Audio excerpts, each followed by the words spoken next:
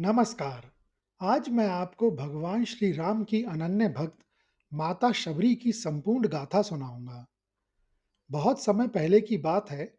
एक समृद्ध राज्य में श्रमणा नाम की एक अत्यंत सुंदर और धार्मिक रानी रहती थी। उनके पास सुख सुविधाओं की कोई कमी नहीं थी। महल के झरोखों से वे सारा संसार देख सकती थीं, लेकिन उनके मन में एक अजीब सी बेचैनी रहती थी। वे अक्सर राजसी वस्त्रों और आभूषणों को देखती और सोचती कि क्या जीवन का अर्थ केवल यही वैभव है। एक बार रानी अपनी दासियों के साथ गंगा स्नान के लिए गईं। वहां उन्होंने देखा कि गंगा के रेतीले तट पर कई ऋषि मुनि अपनी कुटिया बनाकर रहते थे। वे नंगे पैर चलते, कंदमूल खाते और चौबीसों घंटे केवल नारायण नारायण के नाम का जाप करते थे। रानी ने देखा कि उन संतों के चेहरे पर जो शांति और तेज है, वह उन्हें महलों में रहने वाले किसी राजा के चेहरे पर भी नहीं दिखा। वे उन संतों की स्वतंत्रता देखकर मंत्रमुग्ध हो गईं। उन्हें लगा कि ये संत किसी के गुलाम नहीं हैं, वे सीधे ईश्वर से जुड़े हैं। रानी श्रमणा के मन में भी तीव्र इच्छा जागी कि वे अपनी रानी का पदवी त्याग दें और इन्हीं संतों की तरह वन में रहकर प्रभु की सेवा करें। लेकिन उस युग की सामाजिक मर्यादाएं और राजघराने के नियम बहुत कठोर थे। एक रानी का इस प्रकार महल छोड़कर वनवासी बन जाना संभव नहीं था। रानी गंगा के किनारे बैठकर फूट फूट कर रोने लगी। उन्होंने जल हाथ में लेकर भगवान विष्णु से एक संकल्प किया। हे नारायण, इस जन्म में तो मैं इन राजसी बीड़ियों से जकड़ी हूं। मैं चाहकर भी आपकी सेवा के लिए वन में नहीं रह सकती। लेकिन यदि मेरा पुनर्जन्म हो तो मुझे किसी ऊंचे कुल में जन्म मत देना। मुझे किसी ऐसे कुल में जन्म देना जहां समाज की कोई मर्यादा मुझे आपसे मिलने से रोक ना सके। मुझे एक भीलनी बना देना ताकि मैं निर्भय होकर वनों में भटकूं और केवल आपकी प्रतीक्षा करूं।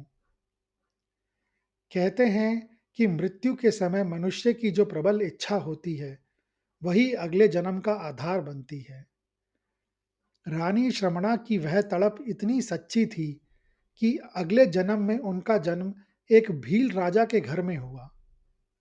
अब उनका नाम शबरी था।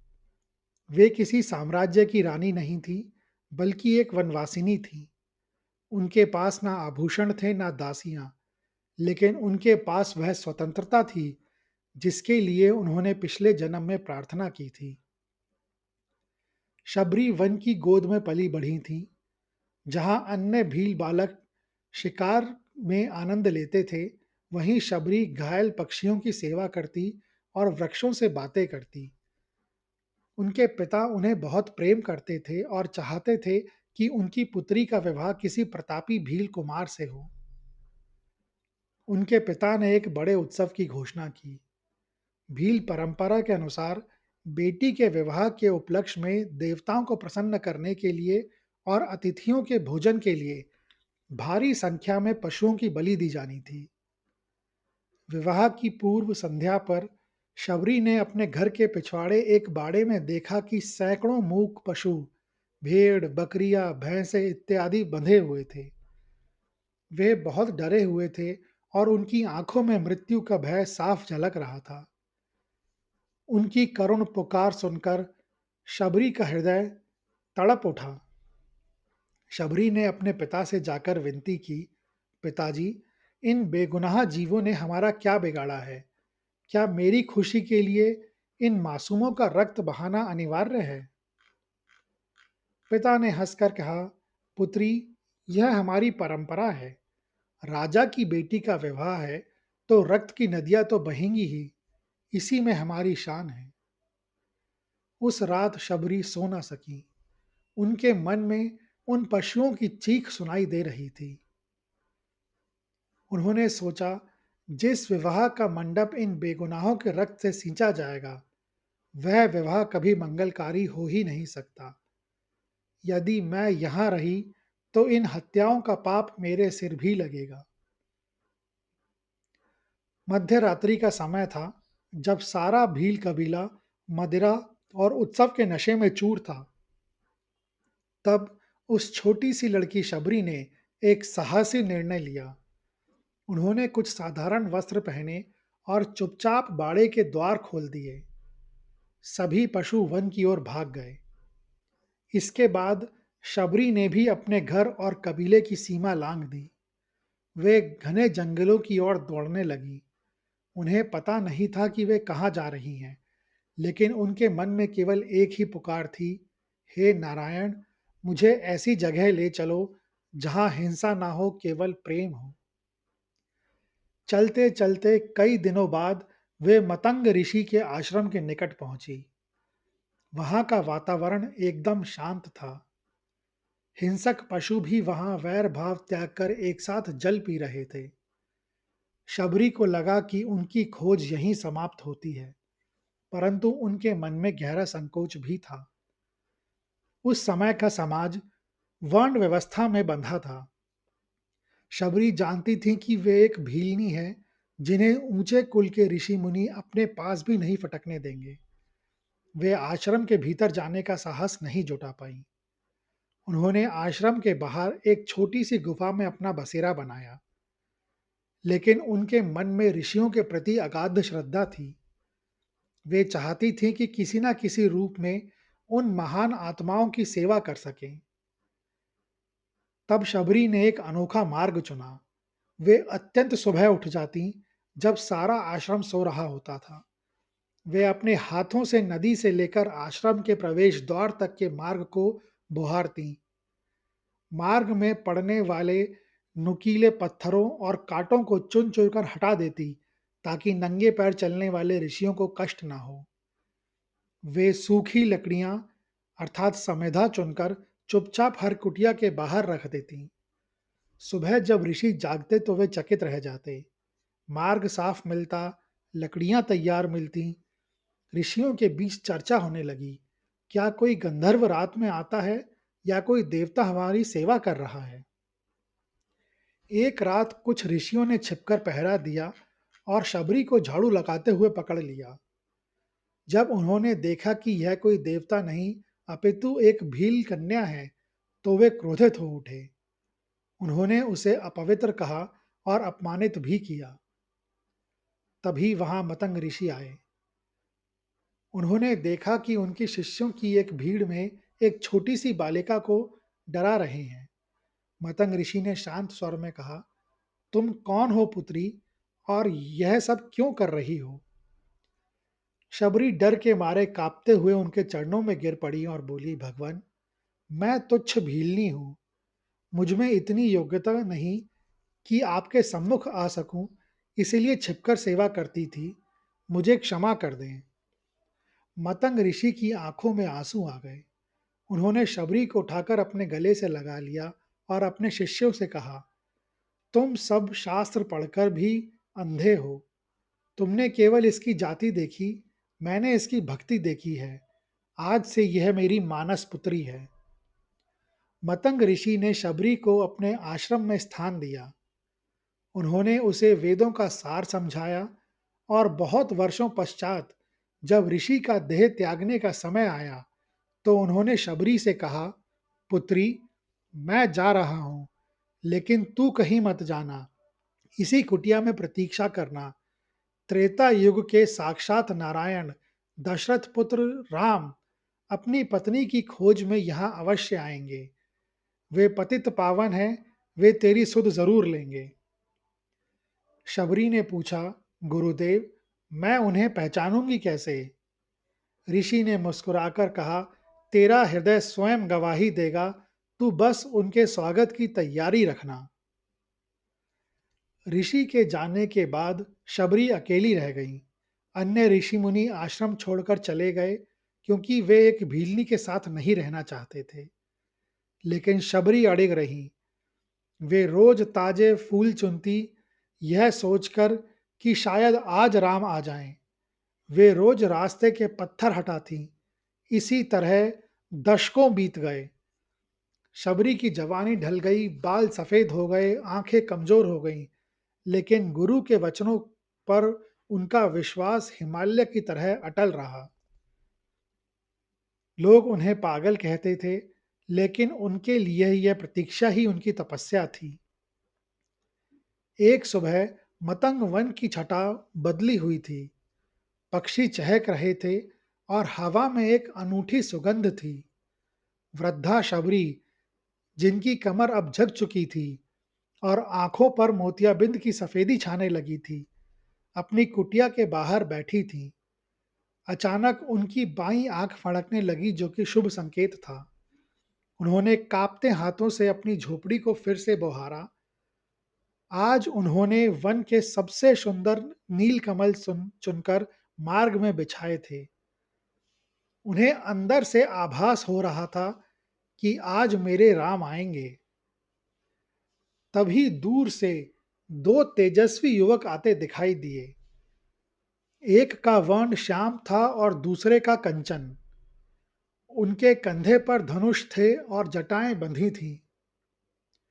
जैसे ही शबरी की धुंधली नजरें उन रूपवान पुरुषों को देखा, उनके भीतर जैसे प्राण लौट आए। दशकों की थकान एक पल में मिट गई। शबरी दौड़ना चाहती थी, पर उनके पैर लड़खड़ा रहे थे। वे बस इतना ही कह सकी, राम, मेरे राम। भगवान श्री राम ने जैसे ही उस वृद्ध माई को देखा, उनके चेहरे पर एक ऐसी मुस्कान आई जैसे कोई पुत्र अपनी बिछड़ी हुई मां से मिल रहा हो। शबरी ने आगे बढ़कर प्रभु के चरण पकड़ लिए। उनके पास शब्द नहीं थे, केवल आंखों से बहते आंसू थे। श्री राम ने शबरी को उठाकर अपने गले से लगा लिया। लक्ष्मण यह देखकर चकित थे कि वे ऋषि मुनि जो वर्षों से तपस्या कर रहे थे, प्रभु राम उनके पास न जाकर इस भीलनी की कुटिया में आए हैं।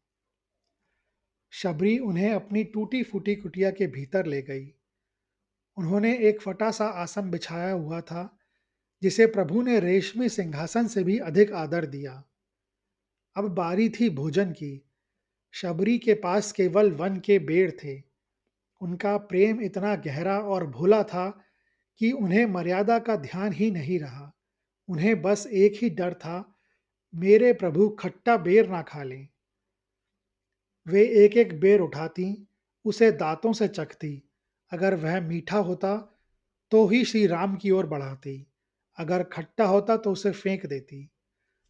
लक्ष्मण ने धीरे से श्री राम को टोकना चाहा, भ्राता, ये फल तो झूठे हैं।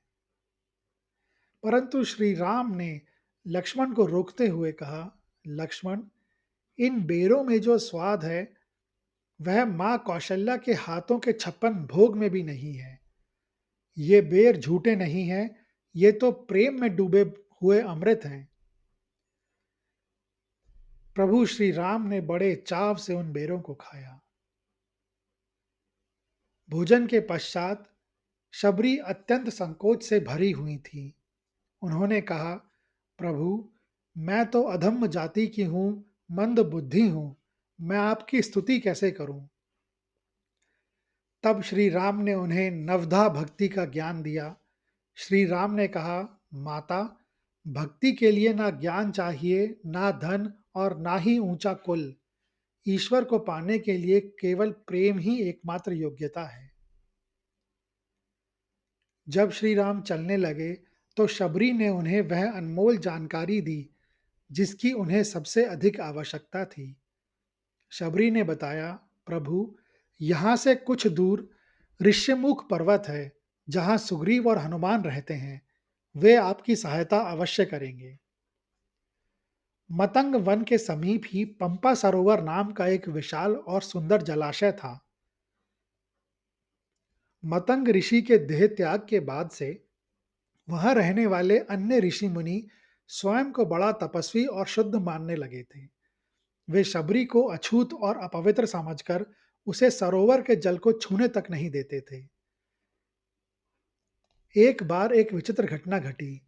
उस निर्मल सरोवर का जल अचानक मटमैला हो गया और उसमें असंख्य कीड़े पड़ गए। जल से दुर्गंध आने लगी। ऋषियों ने इसे अपना अपना अपमान समझा। उन्होंने मंत्र पढ़े, बड़े बड़े हवन किए और गंगा यमुना जैसी पवित्र नदियों का जल उसमें डाला, लेकिन सरोवर का जल वैसा की वैसा दूषित ही रहा। जब प्रभु श्री राम शबरी की कुटिया से विदा लेकर पंपा सरोवर के तट पर पहुंचे, तो ऋषियों ने साक्षात नारायण के अवतार को देखा। वे दौड़कर उनके चरणों में गिर पड़े। उन्होंने प्रार्थना की, हे राघव, देखिए इस पावन सरोवर की क्या गति हो गई है। हम सभी ऋषि हार चुके हैं। आप अपने चरणों का स्पर्श कर इस जल को पुनः पवित्र कर दीजिए। भगवान राम मंद मंद मुस्कुराए। वे जानते थे कि इन ऋषियों के मन में अभी भी कुल और जाति का अहंकार शेष है। श्री राम सरोवर के निकट गए और उन्होंने अपने चरणों का स्पर्श जल से किया। सभी ऋषि मुनि टकटकी लगाए देख रहे थे, लेकिन आश्चर्य, जल में कोई परिवर्तन नहीं हुआ। वे वैसा ही वैसा कीड़ों से भरा और दुर्गंध युक्त बना रहा। ऋषि हतप्रभ रह गए। श्री राम ने गंभीरता से कहा, हे ऋषिवरों, मेरे चरणों में वह शक्ति नहीं जो इस जल को शुद्ध कर सके। इस जल को केवल एक ही वस्तु शुद्ध कर सकती है, वह है मेरी परम भक्त शबरी के चरणों की धूल। ऋषियों के चेहरे यह सुन शर्म से झुक गए।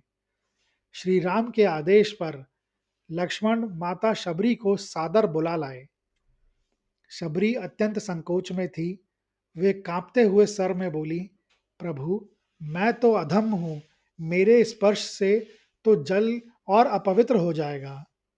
श्री राम ने प्रेम से कहा, माई, तुम डरो मत, बस इस सरोवर पर अपने कदम रख दो। जैसे ही शबरी ने सरोवर पर अपने पैर रखे और उनके चरणों की धूल उड़कर जल में गिरी, पूरे वन में एक दिव्य प्रकाश फैल गया। वह दूषित और कीड़ों वाला जल देखते ही देखते दर्पण जैसा स्वच्छ हो गया। ऋषियों ने माता शबरी के चरणों में झुककर क्षमा मांगी। तब शबरी ने अपनी अंतिम इच्छा प्रकट की। उन्होंने प्रभु के सामने ही अपनी योगाग्नि प्रज्वलित की। उनका पार्थिव शरीर अग्नि में समा गया और उनकी आत्मा सीधे बैकुंठ धाम की ओर प्रस्थान कर गई। आकाश से देवताओं ने पुष्प वर्षा की और जयकार किया, धन्य है शबरी, धन्य है उसकी प्रतीक्षा।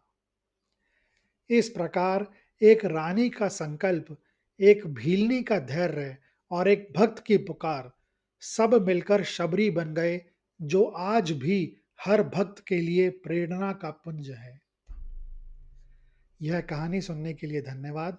अगर आपको यह कहानी अच्छी लगी हो तो इस वीडियो को ज़्यादा से ज़्यादा लोगों के साथ शेयर करें, लाइक करें व चैनल को सब्सक्राइब करें। कमेंट्स बॉक्स में लिखें, जय श्री राम।